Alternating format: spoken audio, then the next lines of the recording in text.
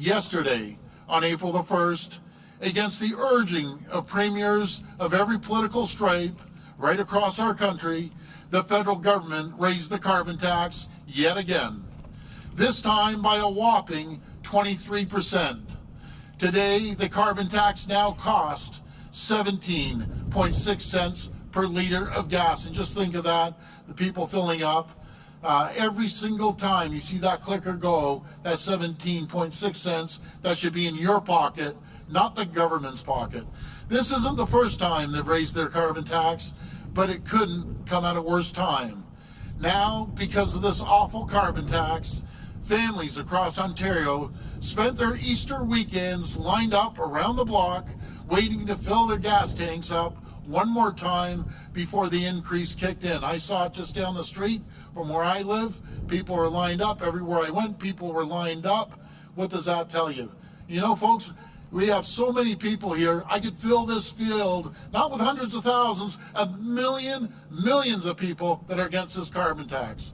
I'm here today, we're all here today to make it clear. We stand against the carbon tax because we know Ontario families deserve to keep more money and their hard-earned money in their own pockets, not the government's, because we know Ontario businesses can't afford more costly burden.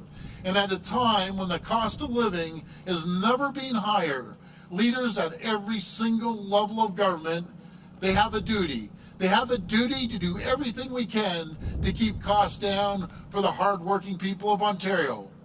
That's why, for months, I've been urging the federal government to scrap the carbon tax, and I got to crack that. It hasn't been months. I've been chasing them for years on this thing. And pause yesterday's increase.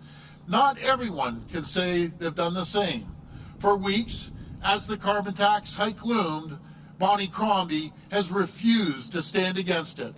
Instead, she's dodged questions and desperately tried to change the subject, all while refusing to stand up for taxpayers. In fact, just last week, when given the opportunity to vote against the carbon tax, every single one of Bonnie Crombie's Liberal MPPs sat on their hands and did absolutely nothing. We shouldn't be surprised. Bonnie Crombie is the queen of carbon tax. As a Liberal MP, she was one of the first people in Canada to support the carbon tax. She led the carbon tax charge when she was in Ottawa. As mayor, she raised property taxes every year she was in office, including last year. She gave the largest tax increase in Mississauga's history. And as a Liberal leader, she refuses to stand up against the carbon tax. Ontario families, farmers, and small business owners, they deserve better. They deserve leaders who will stand up for them.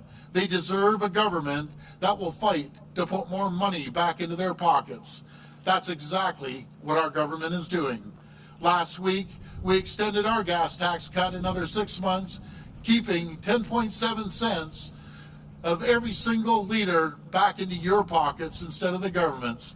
That's on top of eliminating road tolls and scrapping the license plate sticker fee. We're saving drivers hundreds of dollars every year, money that's going back into people's pockets where it belongs.